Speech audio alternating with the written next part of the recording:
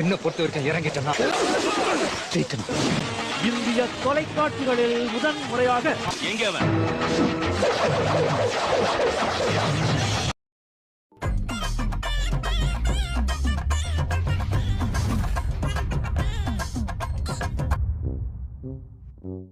ரெண்டாயிரத்தி 4 எனக்கு ஒரு 5 வயசு இருக்கும்.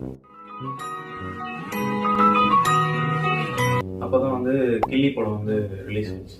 அப்போ வந்து எனக்கு பெருசா நினைவு இல்லை, நான் தூங்கிட்டேன். ஆனா அந்த பாட்டுலாம் மட்டும் சன் மியூசிக்லயும் இசை ரவிலையும் திருப்பி போட்டுக்கிட்டு இருப்பாங்க. எனக்கு அந்த பாட்டு வந்து ரொம்ப பிடிச்சி போச்சு.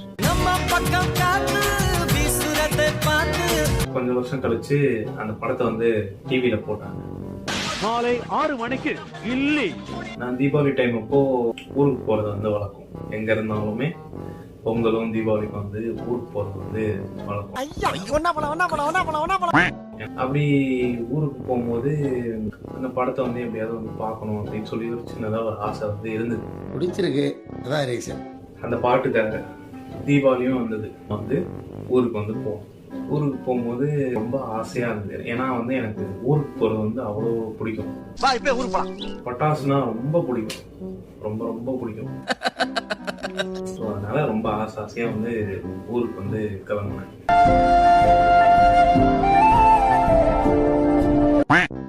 ஃப்ரெண்ட்ஸ் கிட்ட வந்து நான் வந்து ஊருக்கு போறதுக்கு முன்னாடியே வந்து பட்டாசுலாம் வந்து இப்படி வெடிக்கணும், இந்த வில்லனுங்கெல்லாம் வந்து பாம் எப்படி எங்க வைக்கணும் எப்படி வைக்கணும்னு சொல்லி டிஸ்கஸ் பண்ணுவாங்கல்ல. வச்சாச்சு கண்டிப்பா வெடிக்கும்ல இந்த மல்லி வேலைக்காரன் போய் சேரு. அந்த மாதிரி பட்டாசுலாம் வந்து எங்க வைக்கலாம், எப்படி வைக்கலாம், எதுல வைக்கலாம், அது வச்சா எப்படி வெடிக்கும் அப்படின்னு சொல்லி டிஸ்கஸ் பண்ணிட்டு நாங்க ஜாலியா பேசிக்கிட்டே இருப்போம்.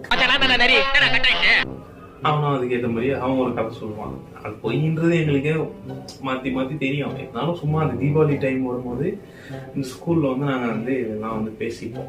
எந்த பயனும் இல்ல. தீபாவளி வந்தது, நான் ஊருக்கு கிளம்புனேன். தீபாவளி ஆரம்பிச்சது காலையில முதல் வேலையை எடுத்தோடனே பட்டாசு தான். நான் வந்து காலையில இருந்து பட்டாசு வெடிச்சுக்கிட்டு இருக்கேன். அதுக்கப்புறம் அதுக்கு இடையில தான் வந்து குளிச்சுட்டு சாப்பிட்டுக்கலாம் கவனித்தீரா? எதை மண்ணா வந்து போறது. முக்காவாசி எல்லா படத்தையும் ஜாலி பண்ணிட்டேன். எப்பொழுதாவது கவனித்தீரா? உன்னை சோதிக்க பிறந்தவன்டா அந்த வெற்றி வேலை.